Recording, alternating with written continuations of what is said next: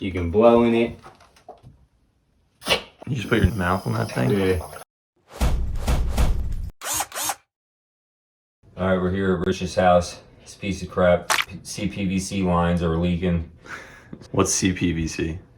It's a type of plastic pipe that they use for water lines. Is that what's in the wall there? Yeah, this plastic coming out. So they use the CPVC by female adapter, transition to copper, because you're supposed to have copper at least 18 inches off the gas water heater. It's either we use a sharkbite or we wait 6 hours for glue to set up. Even with the fast setting glue, it still takes like an hour or so. So I don't like using sharkbites, but in this instance, that's what we're gonna use.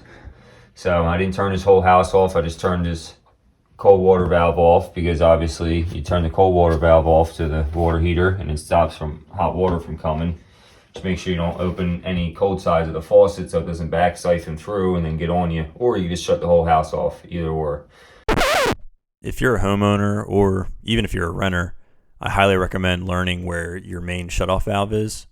You do not want to have to figure that out when a pipe bursts in your house. I did that. I drained the faucets that have 2 handles, and now I'm going to cut it out and hopefully it's drained enough. I got my little M cutter here. This thing's pretty groovy. It's a 3/4 or 1/2 inch M cutter. Makes real nice. I love this thing. So we'll cut it out. See if we can make a repair with the sharkbite coupling. Although it's pretty tight against the wall, we might have to open up a little bit of sheetrock.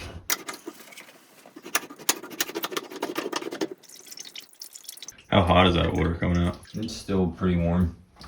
It's not gonna burn you though. It could. I mean, it's the same hot water that's coming out of a faucet. So if you hold your hand under it, right, it could burn you. Depending on how hot your water heater is. Also, we turned off the gas of the water heater and unplugged the power vent. This is a power vent water heater. It's not atmospheric, so there's a fan motor in there. Where's the gas valve mover? So that gas valve, since it's sideways now. Yeah, it's turned off. It's going with the pipe. It's on. So do this.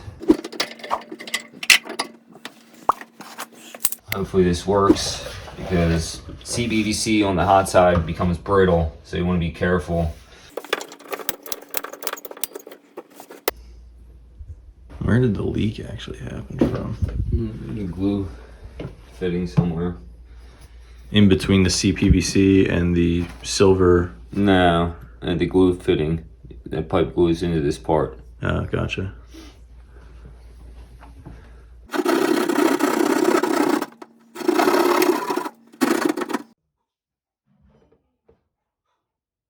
All right, we got our CPVC cut. We had to cut it further back because there's a 90 there. Couldn't fit a coupling on it. We got our copper cut. I'm gonna deburr this a little bit. So what is sharkbite exactly? It just bites on. There's an O-ring in there that makes the seal, and it goes on. But when you go to pull it back off, the teeth won't allow it to pull it back off. Gotcha. It's a handyman special. I don't like using them, but for this instance, it's with CPVC. I use it. You know, it's one of the only other options other than waiting for the glue to dry.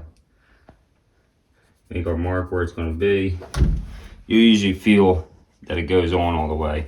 You got to make sure it goes on all the way. I like to use a little silicone grease, plumber silicone grease. Makes for better action.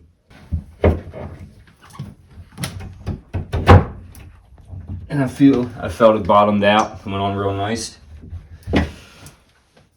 So now we're gonna get our measurement height wise and horizontal wise, and we gotta prefab that, because you do not want to use a torch too close to this plastic or these O-rings in here. We got 2 3/4 90s.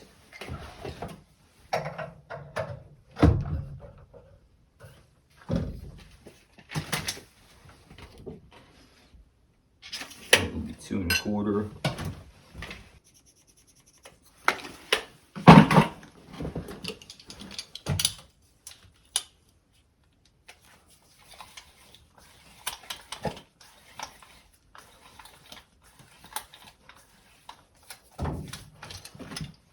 Right, we got a piece cut. Clean it up beforehand.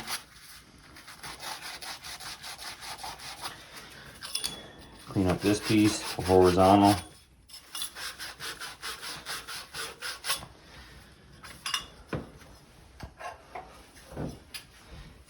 90.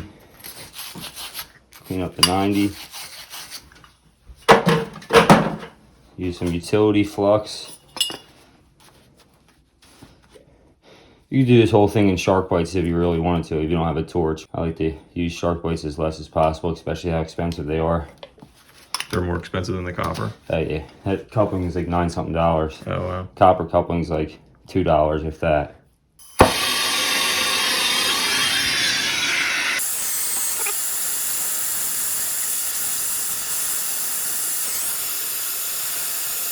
Mike, what did you have me do before we started soldering?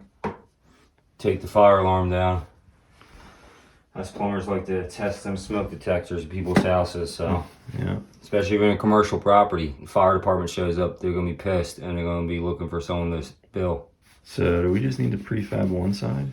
That's the part that's gonna go into the shark bite. Yeah, Gotcha. So you wanna get away from the heat, the O-ring and all that.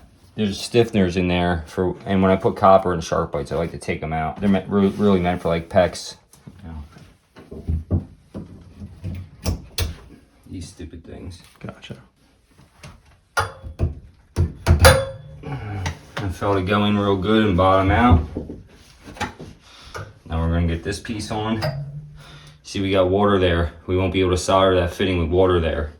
So after I clean it, I'll show you a little trick. You can get a straw, get the water out. You can blow in it. As long as that's somewhere to go. You just put your mouth on that thing? Yeah.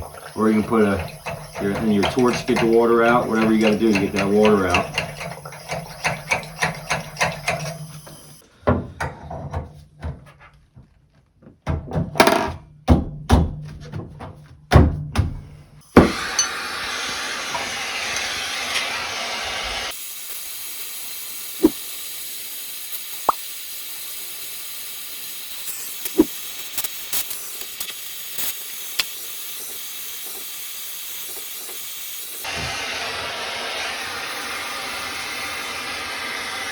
So obviously that's the joint I'm really concerned about because I don't want water coming up on me when I'm soldering it. This one, there shouldn't be any water up this high. If I can solder that one, I can solder this one.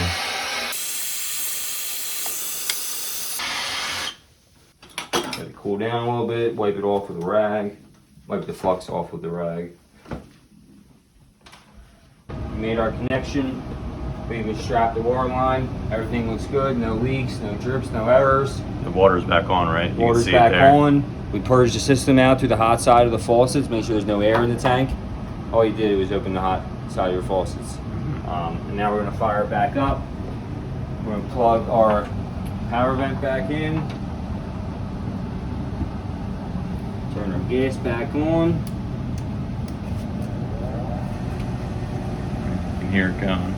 So that This one is in there. Show how the valve goes when it's on. It goes horizontal, parallel with the pipe. If it's off, it goes perpendicular with the pipe. Right. So this model, you don't even need to spark it. It does it itself. And we got flame. Put your cover plate back on, and that's all she wrote. Say thanks, Uncle Mike.